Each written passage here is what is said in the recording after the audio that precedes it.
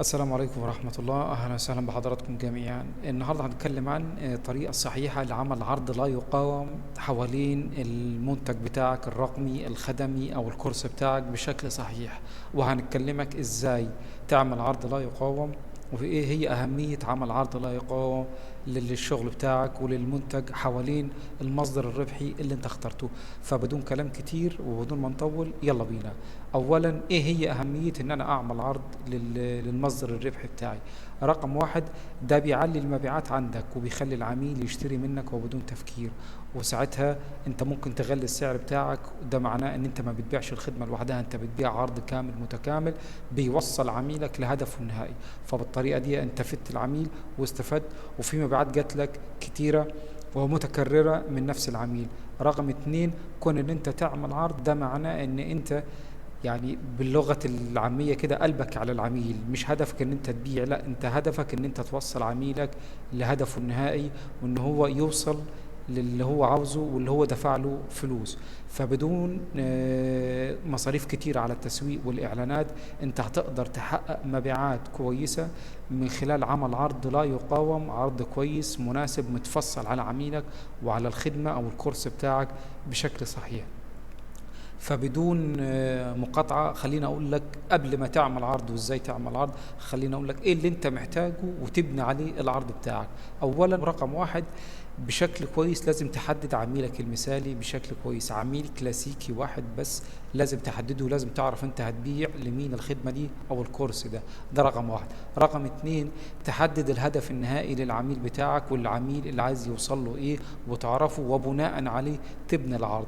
رقم ثلاثة، تعمل هندسة عكسية لهدف النهائي بتاع العميل، علشان انت الهندسة العكسية دي هدفها ان انت تعمل من الاول للاخر ايه اللي العميل عايز يوصل له، وبناء عليه تبني العرض بتاعك انت. خلينا اشرح لك برضو بشكل مبسط ويسير يعني ايه هندسة عكسية.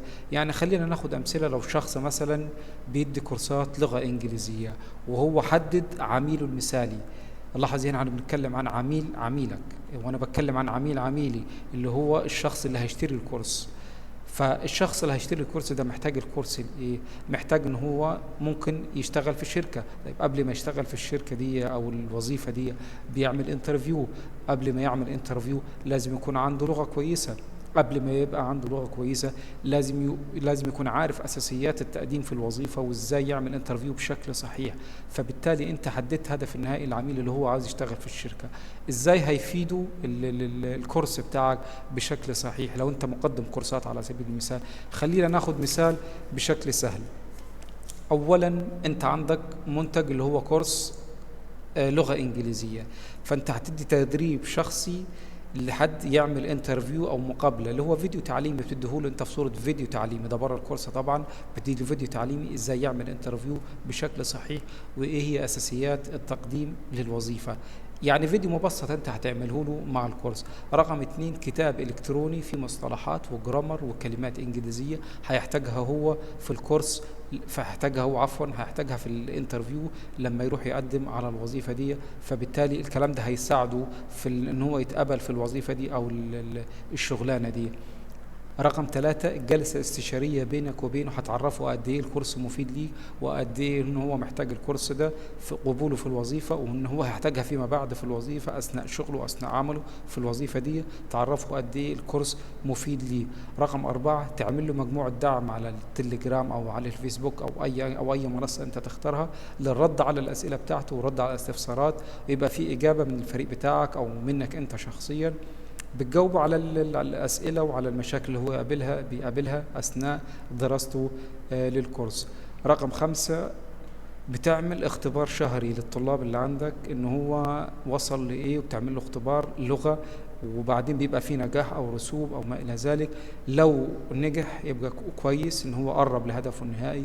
لو ما نجحش بتعمل له انت يعني اعادة تقييم، وبتدي له دراسة تاني، بتواصل معاه الدراسة بتخليه يوصل للليفل اللي هو محتاجه علشان يبقى هو كده حقق المطلوب من الكورس، ويروح يعمل مقابلة في الوظيفة أو الانترفيو ويتقبل بشكل سهل.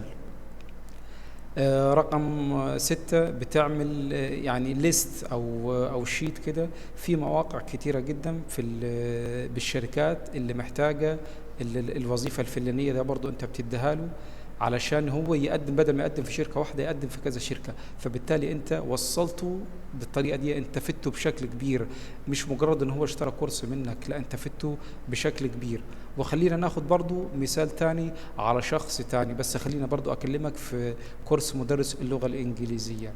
فالعميل لما ياخد الكورس منك وياخد العرض ده، انت ممكن تبيع الكورس بتاعك فيما لا يقل عن $70 او $80 بالطريقه دي، غيرك بيبيع الكورس ب $10 و$20. فانت لو عملت عرض قيم من خلال اللي احنا قلناه ده، احنا عملنا عرض كده يعني ايه على السريع، يعني انا ما فكرتش ولا شيء ولا مش مجهز شيء بشكل كبير، بس انا يعني هم كام نقطه انا كده عاملهم بديهم لك علشان انت برضو ايه انت ممكن تفكر بيها. ف بالشكل ده انت وصلت عميلك لهدفه النهائي. فبالتالي انت لما تعمل اعلانات وتعمل تسويق للعرض ده، اللي هتلاقي المبيعات هتجيلك بسهولة، وهتلاقي طريقة التسعير عندك سهل جدا ان انت تعلي السعر بتاعك. مش هتروح تبيع الكورس بتاعك $10 و$15، لا انت هتزود السعر زي ما انت عايز، وبالتالي هتلاقي ناس كتيرة تشتري منك، ناس جودتهم عالية. ولما انت تطلق كورسات تاني في نفس المجال في نفس اللغة، برضو لغة تانية مثلا على سبيل المثال، نفس العملاء دول هيشتروا منك كورسات لان انت عامل عرض مفيد جدا. خلينا ناخد مثلا مثال تاني لشخص بيعمل مونتاج للفيديوهات. هل هو هيروح يبيع مونتاج الفيديوهات للعميل بشكل منفرد؟ يعني هو عمل الفيديوهات، في ناس بتبيعه على فايفر وعلى اب وورك $10 او $20، ولكن انت علشان تبيع خدمة المونتاج دي للناس اللي عندها قنوات يوتيوب، فده يعني منافسة شرسة. فانت هتروح عامل عرض، ومن خلال صفحة هبوط برضو تعملها وتعمل العرض بتاعك. اولا عميلك عايز يوصل لايه؟ عايز يبقى عنده قناة. يعني احنا بنحدد عميلنا المثالي، وبعد كده بنحدد هدفه. لو انت شخص بتاع مونتاج على سبيل المثال، انت حددت عميلك المثالي. عميل المثالي هو عنده قناة شخص عنده قناة يوتيوب، وهدفه النهائي هو عاوز يبقى عنده قناة فيها 10,000 مشترك، وبيجي له شهريا 100,000 مشاهدة من اليوتيوب. فبالتالي انت لازم توصله لهدفه ده. طيب ازاي هتوصله انت لهدفه ده؟ اولا بدل ما تقول له انا هعمل لك مونتاج للفيديوهات بتاعتك، لا هقول له تعالى انا هكتب لك سكريبت الفيديوهات بتاعتك ال4 فيديوهات الشهرية. رقم 2 هكتب لك عنوان ووصف لكل فيديو عندك. رقم 3 هعمل صورة مصغرة لكل فيديو عندك. برضو رقم 4 هعمل كلمات مفتاحية للفيديو عندك، وده بيعلي الرانك عندك وبيجيب لك مشاهدات برضو. رقم 5 هعمل لك ملف فيه جميع الأدوات المطلوبة لعمل الفيديوهات الاحترافية علشان تعمل فيديو ويتكلم بثقة قدام الكاميرا ويعمل فيديو بشكل كويس. وبعد كده رقم 7 انت هتعمل له مونتاج الفيديوهات. فشفت انت بالطريقة دي خرجت بره المنافسة، وما بتعملش مونتاج بس، انت بتعمل حاجات كتير. بتكتب له عنوان وصف الفيديو، بتعمل له صورة مصغرة، بتكتب له سكريبت للفيديوهات، بتعمل له مونتاج، واديت له ملف وادوات مطلوبة لعمل الفيديوهات بشكل كويس علشان يجيب الادوات دي ويشتريها ويعمل فيديو كويس بثقة، وبتدي له تدريب ان هو يعمل فيديو كويس. فانت عملت عرض، انت ممكن تبيع العرض لا يقل عن 200 أو $300. انت في اللحظة دي ما بتبيعش خدمة، انت بتبيع عرض كامل متكامل. خرجت بره المنافسة، وصلت عميلك لهدفه النهائي، وبعت انت مبيعات كويسة. حتى لو عملت اعلانات، لان السعر بتاعك اللي انت حاطه، اللي العرض مساعدك ان انت تحط سعر عالي، اللي السعر بتاعك هيعوض لك تكلفة الاعلانات والتسويق. فما تقلقش خالص طالما انت عامل عرض بشكل صحيح. فبالطريقه دي انت خرجت بره المنافسه وعملت مبيعات كتير، وحققت الهدف المطلوب لعميلك، وخليت قلبك على عميلك. يعني مش هدفك ان انت تبيع وخلاص، لا، يعني هدفك برضو ان انت توصل عميلك لهدفه النهائي.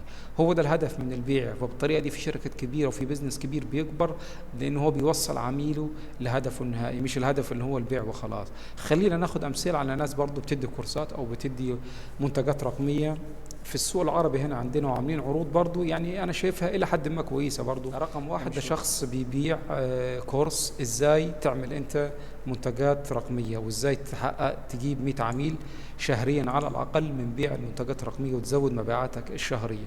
فخلينا نلقي نظره سريعه على العرض بتاعه. اولا هو في الكورس بتاعه. ده المحور الاول. والمحور الثاني دي تفاصيل الكورس اللي انت هتشترك فيه على سبيل المثال، او العميل بتاعه هيشترك فيه. فهنا بيقول لك على ماذا هتحصل في العرض اذا اشتركت الان. هو هنا بيدي لك 10 حاجات مع العرض بتاعه، والعرض بتاعه كله ب7 دولار. لاحظ انت السعر هنا ب7 دولار، مش غالي زي ما احنا قلنا. رقم واحد، كورس كيف تحصل على 100 عميل شهريا بشكل ثابت. يعني لو انت اشتركت هيدي لك كورس ازاي تجيب 100 عميل يشتروا منك المنتجات الرقمية بشكل ثابت شهريا. رقم اثنين، هيدي لك كيف تحصل على جمهور مستهدف عن طريق دريم 100. دي استراتيجية اسمها دريم 100، هو حاططها في الكورس خاصة بيه. هيبيع لك الاستراتيجية دي ازاي توصل لجمهورك المستهدف او عميلك المثالي بمعنى اصح. رقم ثلاثة، كيف تبني عرض لا يرفض مع 19 اضافة.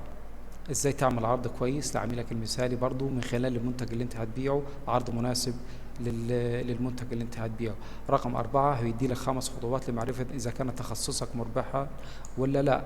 هيعرفك إذا كان انت التخصص اللي انت اخترته كويس ولا لا، وهيقول لك ايه التخصصات المربحة بشكل كويس. هو لاحظ هنا ان هو بيوصلك برضو الهدف النهائي. يعني هنا اداك بيقول لك التخصص بتاعك كويس ولا لا، هيقول لك التخصصات المربحة، بيعمل لك ازاي تعمل عرض، بيوصلك لجمهورك المستهدف، ازاي توصل ل100 عميل يشتروا منك بشكل شهري. على سبيل المثال لو انت عامل عرض ب10 دولار وجبت 100 عميل كده، ده معناه ان 1000 دولار. وهنا برضو رقم 6، بيدي لك 50 فكرة عرض جاهز لمن ليس لديهم ما يبيعون. لو انت ما عندكش حاجة تبيعها هيدي لك 50 فكرة تختار منهم وتبدأ بيع. على سبيل المثال هنا بيدي لك ليست او شيت بالخطوات المنظمة لبناء البيزنس بتاعك، ازاي تبدأ البيزنس بتاعك وازاي تبدأ تسوق ليه. وهنا برضو رقم 8 أو 9، كيف تحصل على منتجات قيمة وتبيعها بشكل مباشر. ده كله من ضمن العرض، ده مش تبع الكورس، ده كله من ضمن العرض. رقم 9 أو 10 على ما أعتقد، مجموعة فيسبوك للإجابة على جميع أسئلتك واستفساراتك وحل مشاكلك.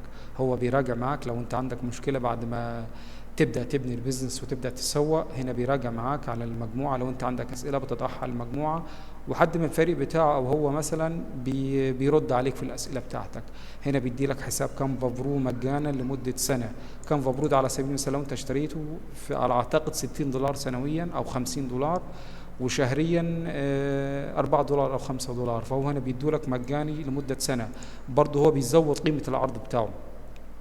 رقم 10، شهادة إتمام الكورس. بعد ما تخلص الكورس وبعد ما بتدرس فيه بيديلك شهادة باسمك إن أنت درست الكورس وخلصته ونجحت فيه بمعنى أصح يعني. فهو شوف العرض اللي هو عامله لك هنا، يعني عرض لا يرفض. أنا شايف إن هو بصراحة عرض كويس مع السعر اللي معمول ده.